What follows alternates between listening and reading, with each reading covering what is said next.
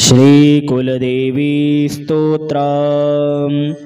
नमस्ते श्रीकुलदेवी कुलाराध्या कुलेश्वरी कुलसंरक्षणी माता कौलिकज्ञानप्रकाशिनी वन्दे श्रीकुलपूज्या कुलाम्बा कुलरक्षिणी वेदमाता जगन्माता लोकमाता हितैषिणी आदिशक्ति समुद्भूता त्वया हि सम्पूर्णजगत् विश्ववन्द्या महाघोरा त्राहि मां शरणागतम्। त्रैलोक्यहृदयं शोभे देवी त्वं परमेश्वरी भक्तानुग्रहकारिणी त्वं कुलदेवी नमोऽस्तुते। महादेव प्रियंकरी बालानां हितकारिणी कुलवृद्धिकरी माता त्राहि मां शरणागतम्। चिदग्रिमण्डलसम्भूतां राज्यवैभवकारिणी प्रकटितां सुरेशानी वन्दे त्वां राजगौरवाम्। त्वदीये कुले जातः त्वामेव शरणं गतः त्वत्वत्सलोऽहम् आद्ये त्वं रक्ष रक्षाधुना। पुत्रं देहि धनं देहि साम्राज्यं प्रदेहि मे सर्वदास्माकं कुले भूयात् मङ्गलानुशासनम्। कुलाष्टकमिदं पुण्यं नित्यं यः सुकृती पठेत् तस्य वृद्धि कुले जातः प्रसन्ना परमेश्वरी। कुलदेवी स्तोत्रमिदं सुपुण्यं ललितं तथा अर्पयामि भवद्भक्त्या त्राहि मां शिवगेहिनी। नमस्ते श्रीकुलदेवी कुलाराध्या कुलेश्वरी कुलसंरक्षणी माता कौलिकज्ञानप्रकाशिनी वन्दे श्रीकुलपूज्या कुलाम्बा कुलरक्षिणी वेदमाता जगन्माता लोकमाता हितैषिणी आदिशक्ति समुद्भूता त्वया हि सम्पूर्णजगत् विश्ववन्द्या महाघोरा त्राहि मां शरणागतम्। त्रैलोक्यहृदयं शोभे देवी त्वं परमेश्वरी भक्तानुग्रहकारिणी त्वं कुलदेवी नमोऽस्तुते। महादेव प्रियंकरी बालानां हितकारिणी कुलवृद्धिकरी माता त्राहि मां शरणागतम्। चिदग्रिमण्डलसम्भूतां राज्यवैभवकारिणी प्रकटितां सुरेशानी वन्दे त्वां राजगौरवाम्। त्वदीये कुले जातः त्वामेव शरणं गतः त्वत्वत्सलोऽहम् आद्ये त्वं रक्ष रक्षाधुना। पुत्रं देहि धनं देहि साम्राज्यं प्रदेहि मे सर्वदास्माकं कुले भूयात् मङ्गलानुशासनम्। कुलाष्टकमिदं पुण्यं नित्यं यः सुकृती पठेत् तस्य वृद्धि कुले जातः प्रसन्ना परमेश्वरी।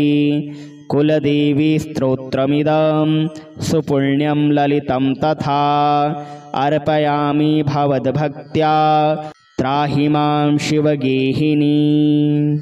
नमस्ते श्रीकुलदेवी कुलाराध्या कुलेश्वरी कुलसंरक्षणी माता कौलिकज्ञानप्रकाशिनी वन्दे श्रीकुलपूज्या कुलाम्बा कुलरक्षिणी वेदमाता जगन्माता लोकमाता हितैषिणी आदिशक्ति समुद्भूता त्वया हि सम्पूर्णजगत् विश्ववन्द्या महाघोरा त्राहि मां शरणागतम्।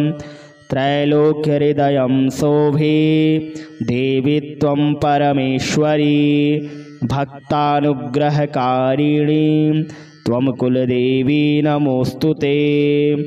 महादेव प्रियं करी बालानां हितकारिणी कुलवृद्धिकरी माता त्राहि मां शरणागतं। चिदग्रिमण्डलसम्भूतां राज्यवैभवकारिणी प्रकटितां सुरेशानि वन्दे त्वां राजगौरवां। त्वदीये कुले जातः त्वामेव शरणं गतः त्वत्वत्सलोऽहम् आद्ये त्वं रक्ष रक्षाधुना। पुत्रं देहि धनं देहि साम्राज्यं प्रदेहि मे सर्वदास्माकं कुले भूयात् मङ्गलानुशासनम्। कुलाष्टकमिदं पुण्यं नित्यं यः सुकृती पठेत् तस्य वृद्धि कुले जातः प्रसन्ना परमेश्वरी। कुलदेवी स्तोत्रमिदं सुपुण्यं ललितं तथा अर्पयामि भवद्भक्त्या त्राहि मां शिवगेहिनी। नमस्ते श्रीकुलदेवी कुलाराध्या कुलेश्वरी कुलसंरक्षणी माता कौलिकज्ञानप्रकाशिनी। वन्दे श्रीकुलपूज्या कुलाम्बा कुलरक्षिणी वेदमाता जगन्माता लोकमाता हितैषिणी। आदिशक्ति समुद्भूता त्वया हि सम्पूर्णजगत् विश्ववन्द्या महाघोरां त्राहि मां शरणागतं। त्रैलोक्यहृदयं शोभे देवी त्वं परमेश्वरी भक्तानुग्रहकारिणी त्वं कुलदेवी नमोऽस्तुते। महादेव प्रियं करी बालानां हितकारिणी कुलवृद्धिकरी माता त्राहि मां शरणागतं। चिदग्रिमण्डलसम्भूतां राज्यवैभवकारिणी प्रकटितां सुरेशानि वन्दे त्वां राजगौरवां। त्वदीये कुले जातः त्वामेव शरणं गतः त्वत्वत्सलोऽहम् आद्ये त्वं रक्ष रक्षाधुना। पुत्रं देहि धनं देहि साम्राज्यं प्रदेहि मे सर्वदास्माकं कुले भूयात् मङ्गलानुशासनम्। कुलाष्टकमिदं पुण्यं नित्यं यः सुकृती पठेत् तस्य वृद्धि कुले जातः प्रसन्ना परमेश्वरी। कुलदेवी स्तोत्रमिदं सुपुण्यं ललितं तथा अर्पयामि भवद्भक्त्या त्राहि मां शिवगेहिनी। नमस्ते श्रीकुलदेवी कुलाराध्या कुलेश्वरी कुलसंरक्षणी माता कौलिकज्ञानप्रकाशिनी। वन्दे श्रीकुलपूज्या कुलाम्बा कुलरक्षिणी वेदमाता जगन्माता लोकमाता हितैषिणी। आदिशक्ति समुद्भूता त्वया हि सम्पूर्णजगत् विश्ववन्द्या महाघोरां त्राहि मां शरणागतं। त्रैलोक्यहृदयं शोभे देवी त्वं परमेश्वरी भक्तानुग्रहकारिणी त्वं कुलदेवी नमोऽस्तुते। महादेव प्रियं करी बालानां हितकारिणी कुलवृद्धिकरी माता त्राहि मां शरणागतं। चिदग्रिमण्डलसम्भूतां राज्यवैभवकारिणी प्रकटितां सुरेशानि वन्दे त्वां राजगौरवां। त्वदीये कुले जातः त्वामेव शरणं गतः त्वत्वत्सलोऽहम् आद्ये त्वं रक्ष रक्षाधुना पुत्रं देहि धनं देहि साम्राज्यं प्रदेहि मे सर्वदास्माकं कुले भूयात् मङ्गलानुशासनम् कुलाष्टकमिदं पुण्यं नित्यं यः सुकृती पठेत् तस्य वृद्धि कुले जातः प्रसन्ना परमेश्वरी कुलदेवी स्तोत्रमिदं सुपुण्यं ललितं तथा अर्पयामि भवद्भक्त्या त्राहि मां शिवगेहिनी। नमस्ते श्रीकुलदेवी कुलाराध्या कुलेश्वरी कुलसंरक्षणी माता कौलिकज्ञानप्रकाशिनी वन्दे श्रीकुलपूज्या कुलाम्बा कुलरक्षिणी वेदमाता जगन्माता लोकमाता हितैषिणी आदिशक्ति समुद्भूता त्वया हि सम्पूर्णजगत् विश्ववन्द्या महाघोरा त्राहि मां शरणागतं त्रैलोक्यहृदयं शोभे देवी त्वं परमेश्वरी भक्तानुग्रहकारिणी त्वं कुलदेवी नमोऽस्तुते महादेव प्रियं करी बालानां हितकारिणी कुलवृद्धिकरी माता त्राहि मां शरणागतं चिदग्रिमण्डलसम्भूतां राज्यवैभवकारिणी प्रकटितां सुरेशानी वन्दे त्वां राजगौरवां त्वदीये कुले जातः त्वामेव शरणं गतः त्वत्वत्सलोऽहम् आद्ये त्वं रक्ष रक्षाधुना पुत्रं देहि धनं देहि साम्राज्यं प्रदेहि मे सर्वदास्माकं कुले भूयात् मङ्गलानुशासनम् कुलाष्टकमिदं पुण्यं नित्यं यः सुकृती पठेत् तस्य वृद्धि कुले जातः प्रसन्ना परमेश्वरी कुलदेवी स्तोत्रमिदं सुपुण्यं ललितं तथा अर्पयामि भवद्भक्त्या त्राहि मां शिवगेहिनी।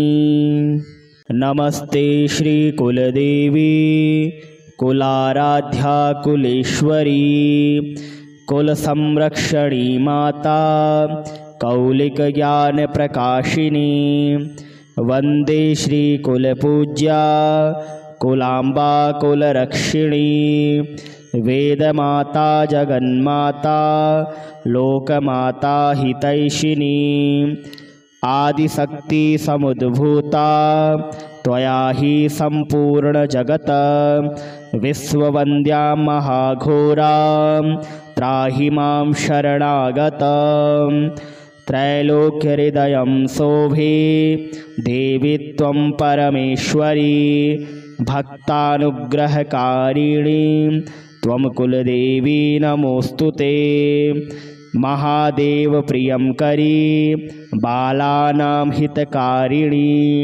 कुलवृद्धिकरी माता त्राहि मां शरणागतं चिदग्रिमण्डलसम्भूतां राज्यवैभवकारिणी प्रकटितां सुरेशानी वन्दे त्वां राजगौरवां त्वदीये कुले जातः त्वामेव शरणं गतः त्वत्वत्सलोऽहम् आद्ये त्वं रक्ष रक्षाधुना पुत्रं देहि धनं देहि साम्राज्यं प्रदेहि मे सर्वदास्माकं कुले भूयात् मङ्गलानुशासनम् कुलाष्टकमिदं पुण्यं नित्यं यः सुकृती पठेत् तस्य वृद्धि कुले जातः प्रसन्ना परमेश्वरी कुलदेवी स्तोत्रमिदं सुपुण्यं ललितं तथा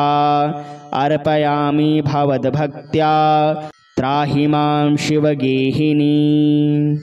नमस्ते श्रीकुलदेवी कुलाराध्या कुलेश्वरी कुलसंरक्षणी माता कौलिकज्ञानप्रकाशिनी वन्दे श्रीकुलपूज्या कुलाम्बा कुलरक्षिणी वेदमाता जगन्माता लोकमाता हितैषिणी आदिशक्ति समुद्भूता त्वया हि सम्पूर्णजगत् विश्ववन्द्या महाघोरा त्राहि मां शरणागतं त्रैलोक्यहृदयं शोभे देवी त्वं परमेश्वरी भक्तानुग्रहकारिणी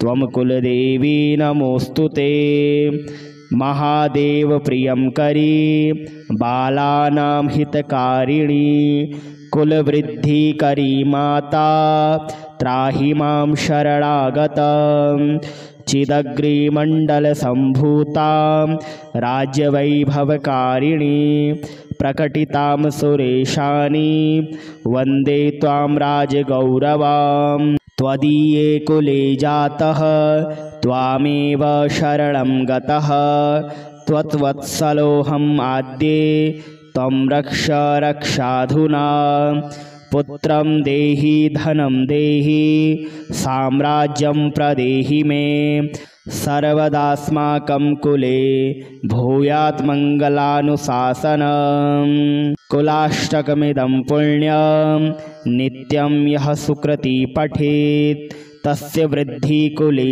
जातः प्रसन्ना परमेश्वरी कुलदेवी स्तोत्रमिदं सुपुण्यं ललितं तथा अर्पयामि भवद्भक्त्या त्राहि मां शिवगेहिनी।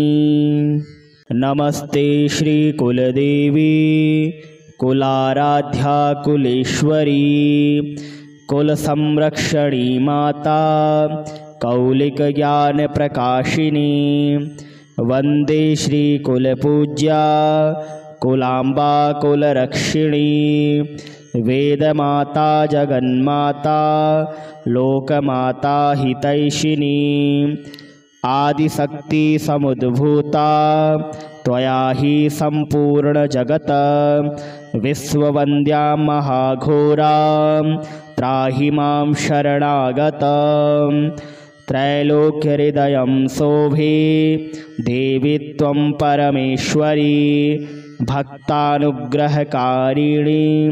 त्वं कुलदेवी नमोऽस्तु ते महादेव प्रियंकरी बालानां हितकारिणी कुलवृद्धिकरी माता त्राहि मां शरणागतं चिदग्रिमण्डलसम्भूतां राज्यवैभवकारिणी प्रकटितां सुरेशानी वन्दे त्वां राजगौरवां त्वदीये कुले जातः त्वामेव शरणं गतः त्वत्वत्सलोऽहम् आद्ये त्वं रक्ष रक्षाधुना पुत्रं देहि धनं देहि साम्राज्यं प्रदेहि मे सर्वदास्माकं कुले भूयात् मङ्गलानुशासनं कुलाष्टकमिदं पुण्यं नित्यं यः सुकृती पठेत् तस्य वृद्धिः कुले जातः प्रसन्ना परमेश्वरी कुलदेवी स्तोत्रमिदं सुपुण्यं ललितं तथा अर्पयामि भवद्भक्त्या त्राहि मां शिवगेहिनी। नमस्ते श्रीकुलदेवी कुलाराध्या कुलेश्वरी कुलसंरक्षणी माता कौलिकज्ञानप्रकाशिनी वन्दे श्रीकुलपूज्या कुलाम्बा कुलरक्षिणी वेदमाता जगन्माता लोकमाता हितैषिणी आदिशक्ति समुद्भूता त्वया हि सम्पूर्णजगत् विश्ववन्द्या महाघोरा त्राहि मां शरणागतं त्रैलोक्यहृदयं शोभे देवी त्वं परमेश्वरी भक्तानुग्रहकारिणी त्वं कुलदेवी नमोऽस्तु ते। महादेव प्रियंकरी बालानां हितकारिणी कुलवृद्धिकरी माता त्राहि मां शरणागतं।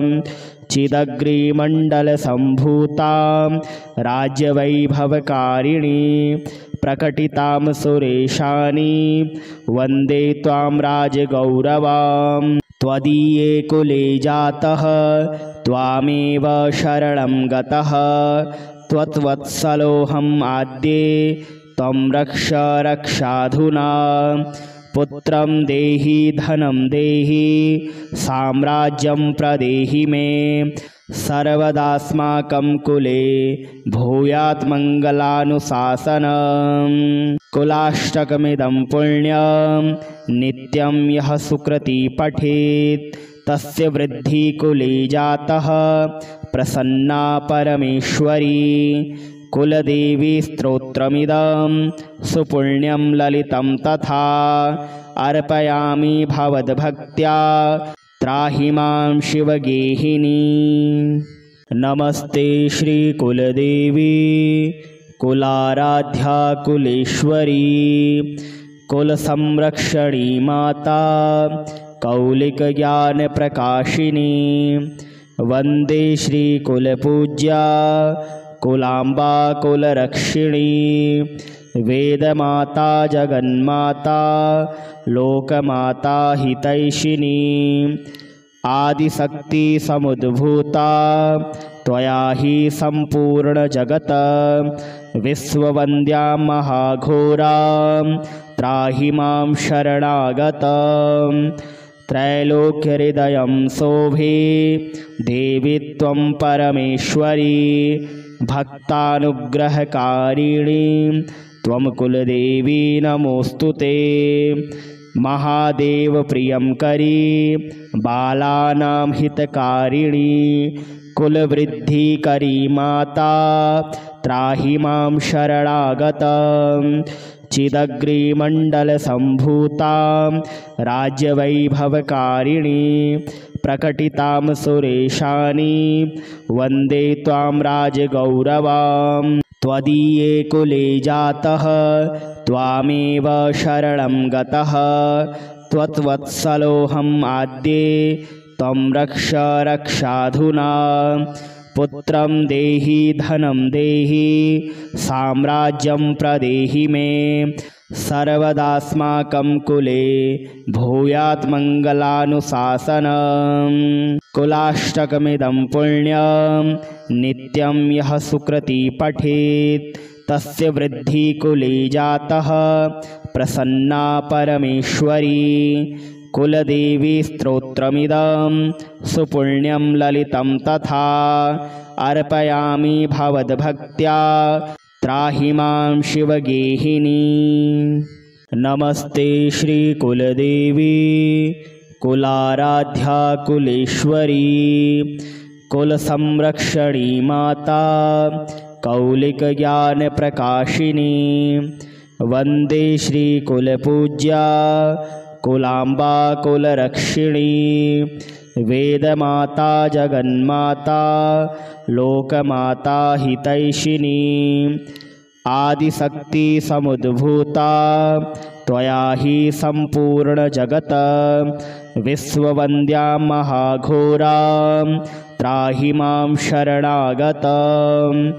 त्रैलोक्यहृदयं शोभे देवी त्वं परमेश्वरी भक्तानुग्रहकारिणी त्वं कुलदेवी नमोऽस्तु ते।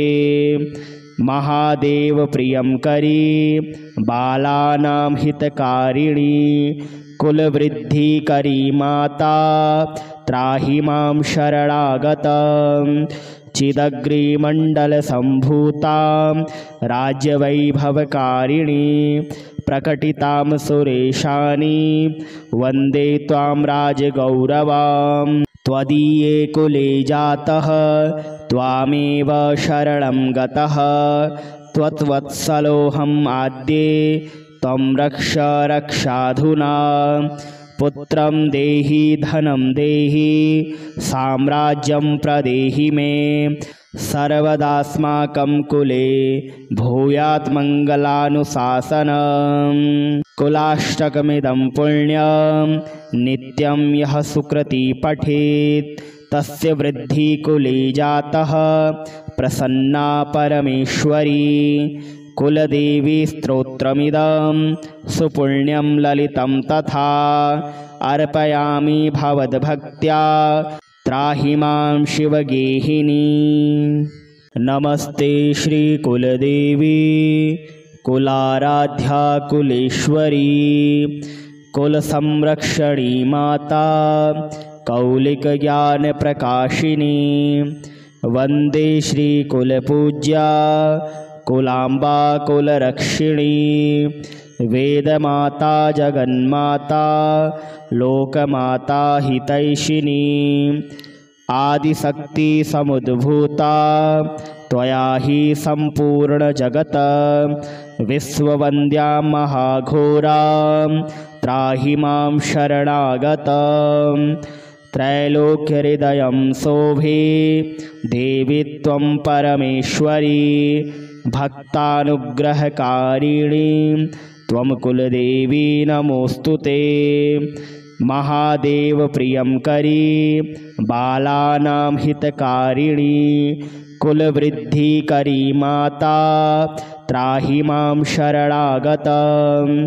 चिदग्रिमण्डलसम्भूतां राज्यवैभवकारिणी प्रकटितां सुरेशानी वन्दे त्वां राजगौरवां। त्वदीये कुले जातः त्वामेव शरणं गतः। त्वत्वत्सलोऽहम् आद्ये त्वं रक्ष रक्षाधुना। पुत्रं देहि धनं देहि साम्राज्यं प्रदेहि मे। सर्वदास्माकं कुले भूयात् मङ्गलानुशासनम्। कुलाष्टकमिदं पुण्यं नित्यं यः सुकृती पठेत् तस्य वृद्धि कुले जातः प्रसन्ना परमेश्वरी। कुलदेवी स्तोत्रमिदं सुपुण्यं ललितं तथा अर्पयामि भवद्भक्त्या त्राहि मां शिवगेहिनी।